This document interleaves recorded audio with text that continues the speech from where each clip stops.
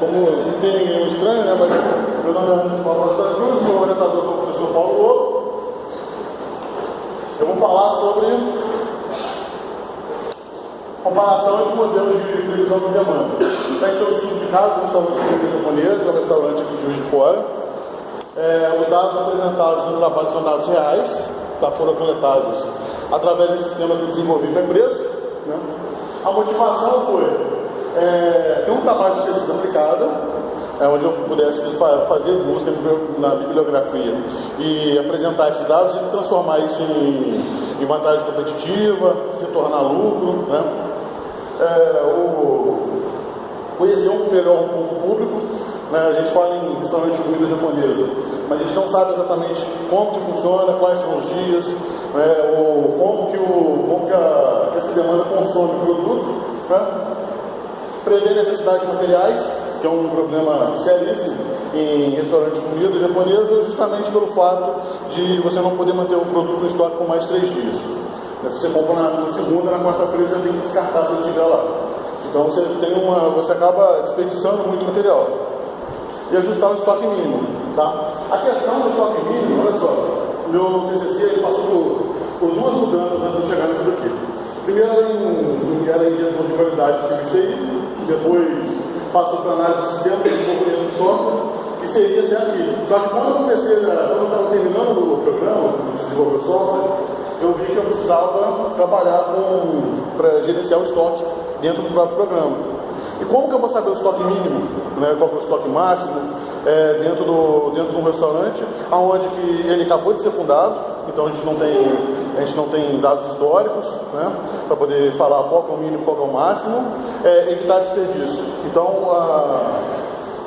a minha motivação foi justamente criar um mecanismo dentro do sistema que pudesse prever o estoque, que pudesse fazer o ajuste do estoque para evitar desperdício. Qual que era o problema? No começo a gente tinha flutuações do estoque, compras excessivas, né? Às vezes o cara comprava muita coisa de um determinado produto que acabava sendo jogado fora e comprava muito pouco de determinado produto que faltava no dia. Então não acontecia no meio da noite um cliente chegar e pedir por exemplo, polvo, que acontecia com frequência, e acabar no meio da noite. A gente ainda não tinha nenhum mecanismo de previsão e fazia com que você acabava perdendo vendas, né? O cliente fica insatisfeito e não volta. Esse é o problema. E escala de funcionários organizado. O grande problema do escala de funcionários é você colocar gente demais na casa um dia que não precisa, né? Você falar assim, sábado e domingo são dias que você sabe que o movimento aumenta, mas existem dias durante a semana em que o movimento precisa de um outro funcionário, né? Então essa era a ideia inicial. Depois, previsão. Fala assim, previsão, o que tem essa previsão? Para que ela serve? Primeiro momento, para conhecer melhor o nosso cliente. Né? Você conhece o que ele consome, quando ele faz o consumo daquela mercadoria. Se for pelo McDonald's ali, ele diz que previsão de demanda é importante para auxiliar a determinação dos recursos necessários, principalmente no que tange ao estoque. Né? Você faz a previsão para justamente evitar que tenha desperdício dentro de casa. Tubino também a previsão permite que o administrador da organização antecipe o futuro e planeje de forma mais conveniente suas ações. Essa é uma ideia que parte de que o passado, o futuro reflete o passado. Basicamente, quando a gente trabalha com série histórica, quando a gente usa esse modelo de previsão que a gente trabalhou aqui, a gente espera que o futuro repita uma parte do passado. Existem flutuações, existem variações, mas basicamente há ali um coeficientezinho de correlação com o passado. Os modelos que a gente tem são o modelo qualitativo, que na maioria das vezes são subjetivos, você faz pesquisa de mercado, ou você envia cartas, igual a gente fez em engenharia do produto, a gente queria desenvolver um produto chamado Pandoro. Então a gente enviou cartas perguntando para as empresas se elas gostariam de ter um produto daquela forma, é uma pesquisa de mercado. Tem os modelos de séries temporais, que são o que a gente utilizou aqui, que basicamente pegam o histórico da demanda, o histórico do consumo, o modelo causal, que é a correlação entre fatores. Você testa quanto uma variável impacta em outra, então você vai fazendo correlação entre elas. E simulação, Recentemente eu fui fazer um trabalho para poder verificar, por exemplo, a necessidade numa padaria, se eu precisaria de ter mais um atendente. A gente pega o que já existe, simula uma nova demanda, para isso fazer a previsão depois. Aí a gente tem o método das médias, basicamente, a média móvel, que é uma média aritmética baseada nos valores. Você define o N, você define quantos valores você quer pegar. A média móvel ponderada, que você coloca o coeficiente de ponderação para cada demanda, o coeficiente de ponderação ele é maior à medida com que a demanda estudada é próxima da data atual. E esse valor não pode exceder 1. Tanto é que você olha que não tem valor, não tem nada, nenhum denominador aqui, porque se você a soma de todos os coeficientes é igual a 1, você vai dividir por 1, então não vai alterar o valor. Beleza? Amortecimento exponencial. Dali para lá eu trabalhei com amortecimento exponencial simples, amortecimento exponencial de Holt e amortecimento exponencial de Winter. O que são essas séries? São decomposições da série histórica. Basicamente você decompõe ela em alguns fatores. Você tem o coeficiente de tendência, você tem o coeficiente de nível e tem o coeficiente de sazonalidade. O amortecimento exponencial simples, ele só trabalha onde eu não tenho tendência e nem sazonalidades significativos, onde esses valores não interferem na previsão. Logo em seguida eu tenho o amortecimento exponencial de séries com tendência, que é o modelo de Holt. O que ele faz? A minha previsão no forecast pro próximo tempo, ele é igual ao quê? Ela é igual ao nível mais a tendência. Ele não trabalha com séries onde a gente tem sazonalidade. O próximo ponto seria o amortecimento exponencial de séries com tendência e sazonalidade, que é o modelo de Winter. É muito comum a gente ouvir falar no modelo de Holt-Winter, porque o modelo de Winter se aproveita da primeira parte de tendência do Holt e acrescenta a sazonalidade. Então a gente tem aqui o componente do nível, o componente da tendência e o componente da sazonalidade, todos eles na mesma equação. Isso é um pouquinho diferente de você fazer uma decomposição clássica, é matemática. Você tem uma reta que passa por 2 pontos, você pega o coeficiente linear dessa reta, e você consegue verificar a tendência. Depois você pega ponto a ponto, vai comparando com os valores que foram previstos e você consegue achar o valor de sazonalidade. Depois você faz ou multiplicativo ou aditivo para poder prever em determinado dia da semana qual que vai ser a minha demanda. Esses casos a gente tem um coeficiente aqui de amortecimento. O que vem a ser um coeficiente de amortecimento? Ele, ao invés de seguir a média histórica, ele dá uma ajustada. Por que ele ajusta? Para evitar que você tenha erros maiores. Porque quando você faz o modelo clássico, o que acontece? Existe uma defasagem entre o que você previu e o valor da demanda real. Eu fiz manualmente, ponto a ponto, e você vai vendo que ela é como se fosse uma função de onda, uma senoide entre a tensão e a corrente. Elas têm uma defasagem. Ela acompanha perfeitamente, só que essa defasagem acompanha de fora a fora, então aumenta o erro. No caso dos coeficientes, serve para poder ajustar a curva. Bots e Jenks. Esses modelos de Bots e Jenks são interessantíssimos. Eu só coloquei o modelo Arima aqui para a gente poder fazer uma comparação com os outros de modelos de média e de amortecimento exponencial. Eu propus no TCC um estudo só desses modelos de Bots e Jenks, que se você for parar para poder explicar sobre eles, você vai gastar alguns dias para poder entender cada um. Basta entender que, para mim, quando eu utilizar eles, eu preciso de ter correlação entre os valores e o processo tem que se comportar como um processo estocástico. Correlação entre os valores. O quanto uma variável, o valor de uma variável interfere no valor das outras, das adjacentes, e ele se transformando com ele trabalhando como um processo estocástico. Qual que é a aleatoriedade desse processo? É a mesma coisa você jogar um dado várias vezes, embora todas as faces tenham a mesma chance de aparecerem, você está jogando um evento aleatório. Eles não interferem entre si. Essa é a ideia do modelo de Bots e Jenks. Os valores de validação. A gente usou o desvio absoluto médio. Né? Por que o desvio absoluto médio? Você tem uma... Posso...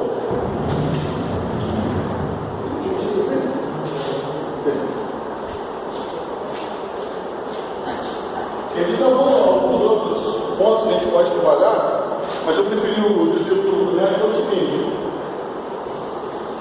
Você imagina que isso aqui é o desvio, né? Eu tenho uma linha aqui, e eu tenho o valor real, está aqui próximo, e tem o valor previsto. Existe uma diferença entre os dois pontos. Então, o desvio absoluto, o que ele faz? Ele calcula a diferença entre cada ponto com esse sentido. E ele trabalha com o valor absoluto, por quê? Se eu tiver uma diferença negativa, ela se anula. Então, eu pego só o módulo dos valores. Da mesma forma, o erro absoluto médio percentual, ele mede qual que o percentual da sua previsão foi perdido por falhas. Né? Então, ele faz um trabalho bem parecido, só que ele mostra o percentual quanto você perdeu da sua previsão, né, por falhas, valor total. Eu não encontrei na bibliografia, né, valores ideais para o desvio absoluto médio e nem para o erro absoluto médio percentual. O que eu encontrei na bibliografia? Utilizar a série de erros. Por exemplo, o desvio absoluto, quanto maior for a minha série, o valor da minha série, ele aumenta. A gente vai ver isso no estudo. Né? Então, logo, o que faz para comparar o erro absoluto médio percentual? Porque mostra quanto realmente houve de falha em percentual. À medida que esses valores vão aumentando na sua série histórica, nas suas previsões, você deve trocar, né, o seu mecanismo de previsão, porque ele está começando a ficar ineficaz. Essa que foi as orientações que eu recebi, né, da bibliografia. Não existe um valor ideal para ele. Sim, você analisa o histórico e verifica se ele está perdendo eficácia ou não. A pesquisa, ela foi feita no restaurante de comida japonesa.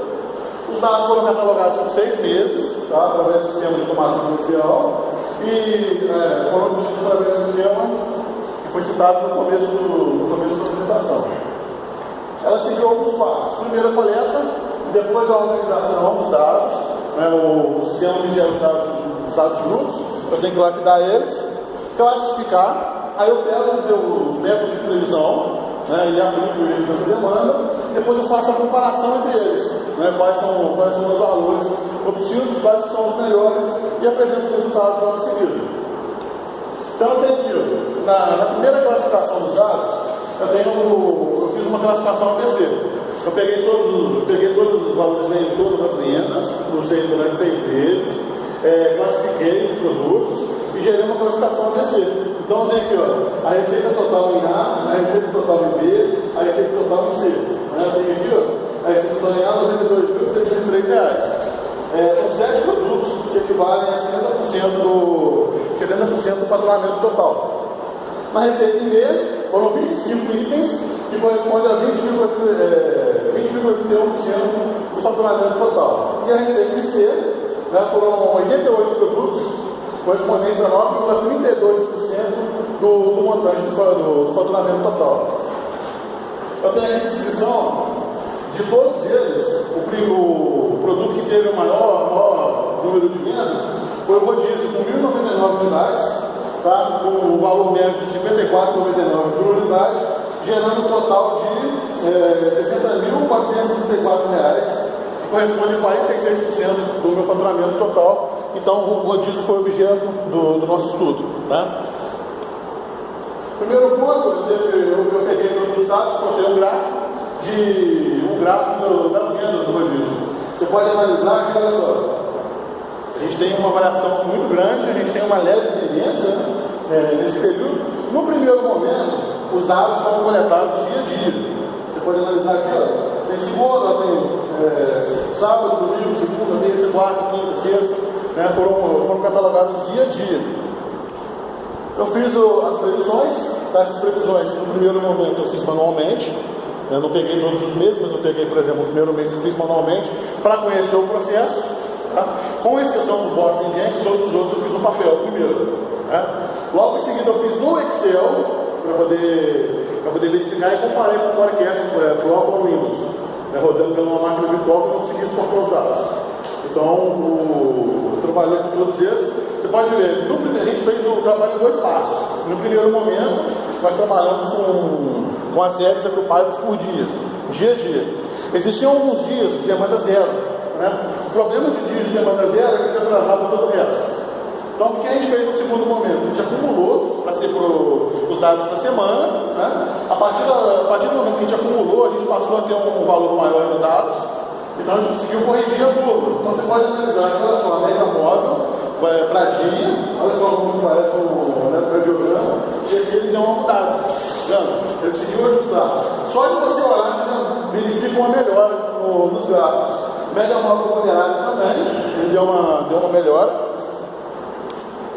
Eu tenho aqui os amortecimentos, exponencial simples, exponencial de Volt, exponencial de Winter. Olha só que bacana. Aqui, o amortecimento exponencial simples, olha só o que ele faz. Ele tende a manter a previsão no centro da amplitude das ondas aqui. Então ele fica exatamente no ponto onde ela vira. Pode ser um ponto de inflexão, né? Ou ela fica exatamente nesse ponto. Né? O amortecimento exponencial de Volt, ele já começa a verificar a tendência, já começa a ajustar um pouquinho. E o amortecimento exponencial de Winter, olha só, ele acompanha, né, adicionando os índices de sazonalidade. Você pode verificar lá que ele é o que mais se aproxima depois da correção. Inclusive nesses pontos aqui, onde tirar um cruzamento nesse ponto aqui, você vê que a demanda foi exatamente igual à previsão. A rima de Box Index, você pode analisar aqui, ele acompanhou bem próximo. Teve uma defasagem, né, entre o previsto e o real, mas ele mostrou, logo em seguida, também um acompanhamento bacana.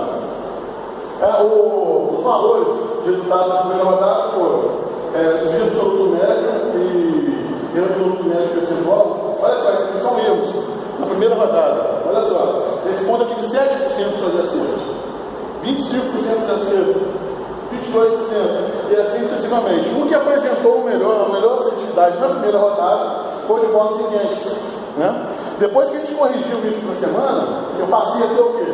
Olha só como os valores melhoraram. 30% de assertividade, 37%, e eu tenho lá embaixo 24,76% do Box Index, e eu passei a ter 23,40%, que é um amortecimento exponencial de Winter. Depois que a gente fez a classificação, depois de ter comparado com os modelos, a gente fez uma classificaçãozinha, né? Amortecimento exponencial de Winter, amortecimento exponencial de Volt, Box Index, média móvel, amortecimento exponencial simples e média móvel moderada. O que isso me diz? Na bibliografia eles mostram essa classificação, né? A gente conseguiu comprovar ela. Média móvel simples, eu só vou usar quando não tem tendência nem sazonalidade. Amortecimento exponencial, quando esses valores não são significativos. Amortecimento exponencial de Volt, quando tiver tendência. Amortecimento exponencial de Winter, quando tiver tendência e sazonalidade, que foi comprovado através do gráfico. A rima Box Index, de cada sendo fechado com relação entre os valores, onde um valor interfere no outro e quando o processo se comporta de forma estocástica. Beleza? Aqui eu tenho as referências, tá? Eu não falei de todas, porque eu peguei as minhas referências foram desde a estratégia até econometria. Então eu passei por pesquisa operacional, passei por vários modelos aqui. Essas são as minhas referências.